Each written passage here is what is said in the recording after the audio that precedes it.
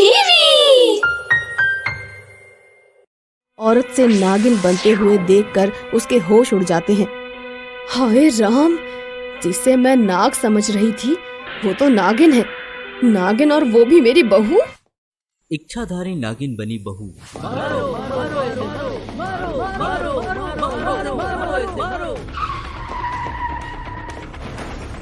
अरे लड़की तो बेहोश हो गई।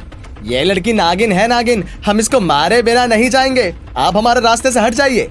कोई इसे छूकर तो दिखाए, सबको फोड़ डालूंगा। ये ऐसे नहीं मानेगा भाइयों, चलो पहले इससे निपटते हैं। इस बेचारी लड़की की तो हालत खराब है, इसे घर ही लेकर चलता हूँ।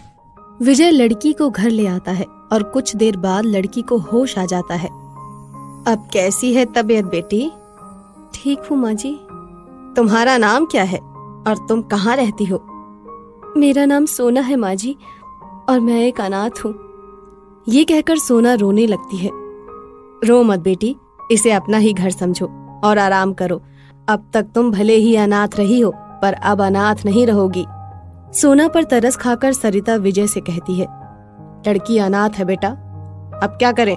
ना तो इसे छोड़ सकते हैं और ना ही घर में रख सकते हैं। वो क्यों माँ? क्योंकि इसे घर में रखेंगे तो समाज और जात बिरादरी को क्या जवाब देंगे। तो फिर अब क्या करे माँ? सरिता कुछ देर सोचने के बाद कहती है, लड़की रूपवती और गुणवती लगती है, क्यों ना मैं इसे अपने घर की बहू बना लूं? तुझे पसंद हो तो मैं ये कदम उठा सकती हूँ। तो फिर उठा लो कदम, मैं इससे शादी करने के लिए तैयार हूँ माँ। सरिता विजय और सोना की शादी कर देती है और इसके कुछ दिन बाद ही सरिता को एक नाग नजर आता है। अरे नाग, ये तो बहू के कमरे में घुस रहा है। ये कहकर सरिता भागते हुए घर के अंदर जाती है। बहू, बहू जल्दी से दरवाजा खोल बेटी, तू ठीक है ना? सोना दरवाजा खोलती है। क्या हुआ माँ जी? अभी अभी खिड़की के रास्ते तेरे कमरे में बहुत बड़ा नाग अंदर आया है, मैंने अपनी आंखों से देखा है। पर यहाँ तो मैं हूँ और कोई नाग अंदर नहीं आया। ये सुनकर सरिता सोचती है, नाग तो बहू के कमरे में घुसा हुआ था, मैंने अपनी आंखों से देखा था, फिर कहाँ गायब हो गया और बहू को क्यों नहीं दिखाई दिया? उस दिन के बाद सरिता को घर में कई बार नाग दिखाई देता है और धीरे धीरे उसे सोना पर शक होने लगता है। कहीं इस नाग का संबंध बहू से तो नहीं? ये तो मुझे पता ही लगाना पड़ेगा। यही सोचकर सरिता सोना पर नजर रखने लगती है और फिर एक दिन सोना को औरत से नागिन बनते हुए देखकर उसके होश उड़ जाते हैं। हाय राम, जिसे मैं नाग समझ रही थी वो तो नागिन है। नागिन, और वो भी मेरी बहू।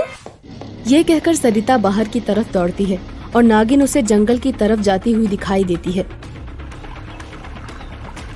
ये तो कोई पहुंची हुई बला है, देखो तो जंगल में कैसे मस्त हुई झरने के नीचे नहा रही है। लगता है कि मेरा बेटा किसी गंभीर मुसीबत में फंस गया है। ये कहकर सरिता जंगल से लौट आती है और सोना के वापस आने पर उसे अजीब सी नजरों से देखने लगती है।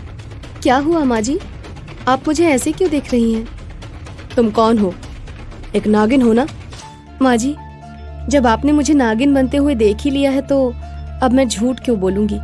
मैं एक इच्छाधारी नागिन हूँ। ये बात मैं अपने बेटे को बता दूंगी।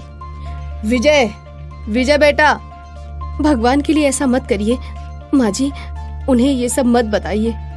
सोना को इस तरह गिड़गिड़ाते देखकर सरिता कहती है, ठीक है, अगर तू कहती है तो मैं मान जाती हूँ, पर तू ये बता कि तू यहाँ मेरे घर में क्यों आई है? ये सुनकर सोना सरिता को 20 साल पुरानी एक घटना के बारे में बताने लगती है। आपको दिवाली की वो रात तो याद होगी ना माँ जी?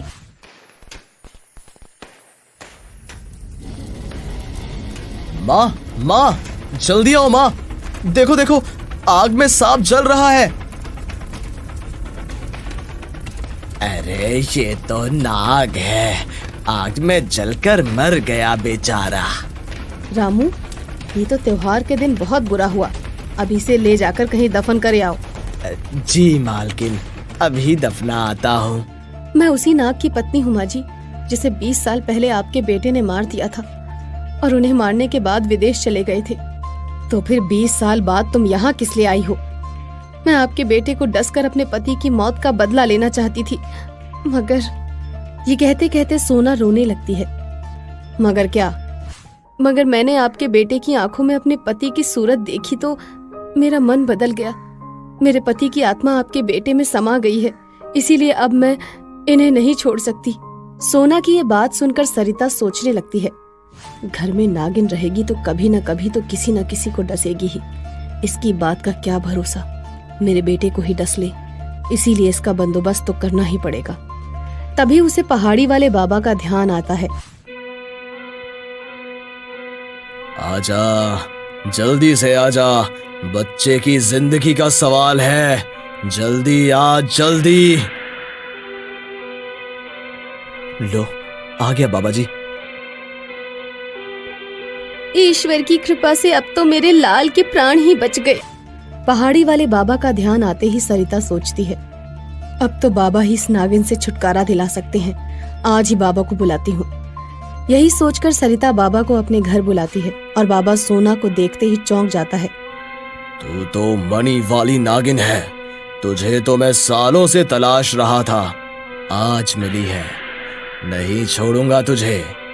माँ जी, मैं आपके सामने हाथ जोड़ती हूँ, मेहरबानी करके इसे यहाँ से जाने को कहिए। तुझे अपने पिटारे में बंद किए बिना बाबा यहाँ से नहीं जा सकता नागिन। तभी विजय वहाँ आ जाता है और सोना रोते हुए उसे सब बता देती है।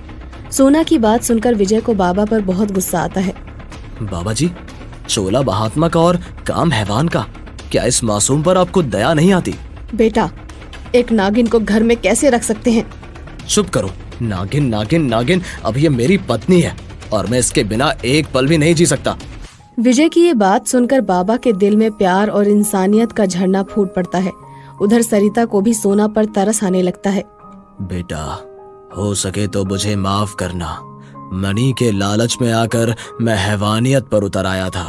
अगर तुम दोनों में इतना ही प्यार है तो लो, मैं इसे नाग योनि से मुक्ति ही दे देता हूँ। आपकी बड़ी कृपा होगी बाबा, इन दोनों का तो जन्म ही सुधर जाएगा। उसके बाद बाबा सोना को नाग योनि से मुक्त कर देता है और यह देखकर सरिता का मन गदगद हो जाता है। इस तरह प्रेम और इंसानियत के आगे नफरत और बदले की भावना दम तोड़ देती है। उस दिन के बाद सरिता अपने बेटे और बहू के साथ खुशी खुशी रहने लगती है।